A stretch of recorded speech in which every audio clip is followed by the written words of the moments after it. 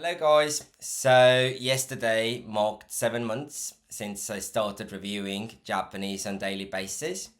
And as usual, I thought it's about time to shoot a short video to recap what I've been up to and especially concentrating on the last month. In this video, I'd like to talk about expectations that I built for myself and the feeling of achievement or not feeling it. And then I would like to touch on different textbooks that I've been using for the past few weeks at least, and discuss what are the pros and cons, and maybe some of you will get some ideas or thoughts how to proceed with Japanese as well. So, without further ado, let's get started. So, the first topic that I wanted to touch on is expectations. So, when I started reviewing Japanese, I first in my head thought that I want to get at least to N3 to make it a solid B1 European language level, to make sure that I will always retain this level. But of course, the more I reviewed the language, the more I got into it, and now I really want to get to N2. I think one of my previous videos also kind of mentioned that it would be nice to pass N2 again, and this time with very good points, but also not only for the test sake per se, but to be able to maybe read in Japanese or understand more complex texts and situations. And with that comes the understanding of the language and your own achievement. For me, I do feel that when I listen to Japanese podcasts, be it the Yu podcast or Seika podcast or some other podcast that I've been listening to, I have no problems understanding it. But when I took the Read Real Japanese book, I understood that my vocabulary is really lagging behind, especially with those more kind of literary vocabulary that is not so much used when people speak. So this comes heavily during the N2 study, so I just need to proceed with that. But I think so far, if I just stop and think where I come from, what I have achieved so far, then I am quite happy with my achievements. I also have dropped the idea of starting with Read Real Japanese books because they might be a bit maybe too difficult. So I'm really thinking about starting with breaking into Japanese literature because the outlay of the book is more user friendly than for the other Read Real Japanese books. And the reason is that Read Real Japanese has the English text and Japanese text and all the vocabulary and grammar explanations on the back. So in this case, I don't have to flip my book many times. Everything is explained here. Yes, some might argue that it doesn't have the in-depth, translator points, but I guess it's okay. And of course, some might say that it has a lot of outdated language. But as I read those stories already, I think over 10 years ago, then it would be very interesting to read them in real Japanese. So the second topic is what I've been up to lately.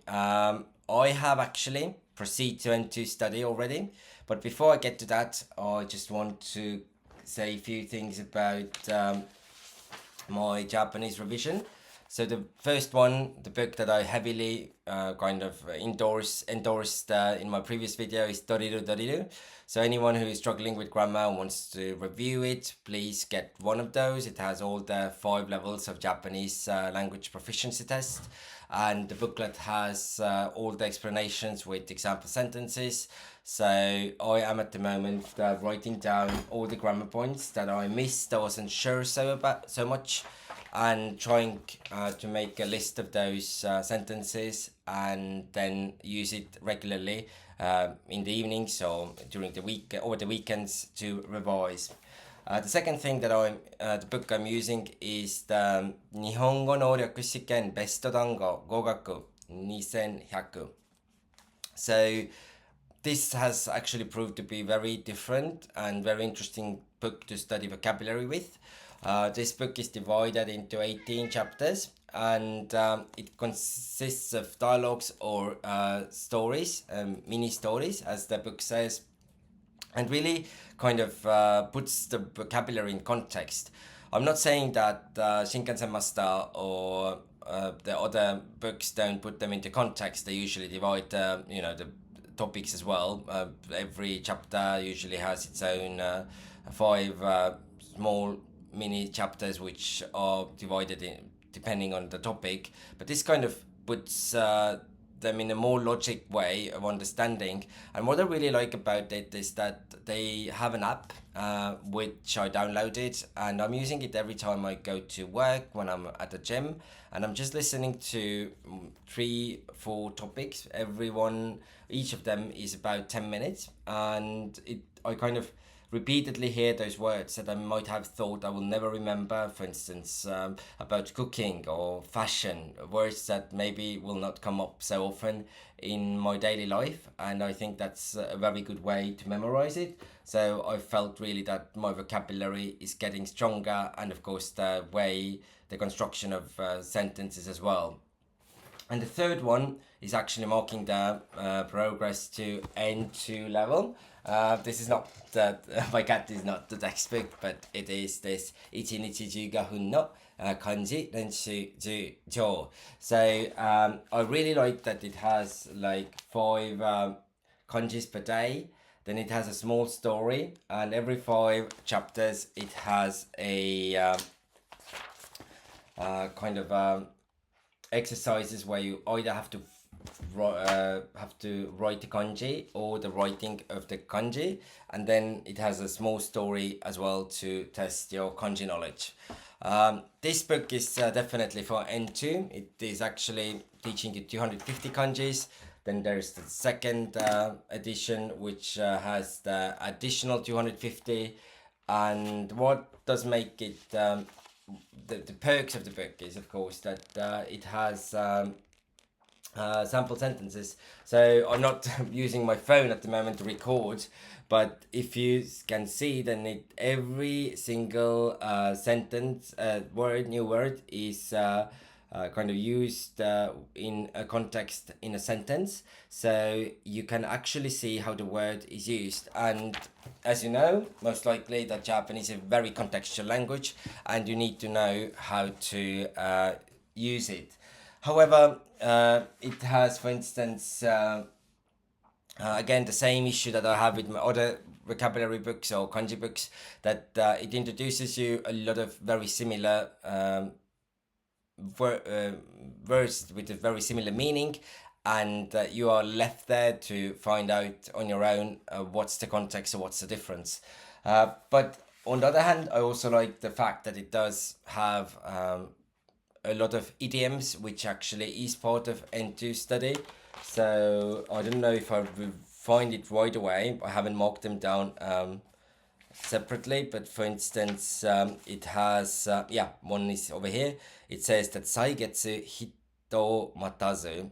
Saigetsu hito matazu. So the time waits for no one. So it will give you a lot of idioms that, you know, in every language, when you get to the upper intermediate or to advanced level, you have to know to be able to read books, newspapers freely, or to participate in a more advanced discussion. So I really like that it has it. I don't remember learning many of those when I was doing my N2 study. So let's go and see how it's gonna go. So this kind of concludes today's sum up. Let's see. Oh, it's another 9 minutes. So every time I try to do a short video, it becomes a 10-minute movie. However, my cat just gave you a bombastic side eye, and or to me maybe, with the words short movie. And in conclusion of my wannabe short movie or short video, I have been really trying to control my expectations for the Japanese advancement, because I understand that I just need to give myself more time. I think my advancements have been quite good. I have a clear goal in front of me. It might change over the time, but I've been enjoying really, studying kanjis, studying the language, being able to watch Japanese movies, of course with subtitles, but more and more I listen to how they are speaking and don't pay that much attention to subtitles anymore.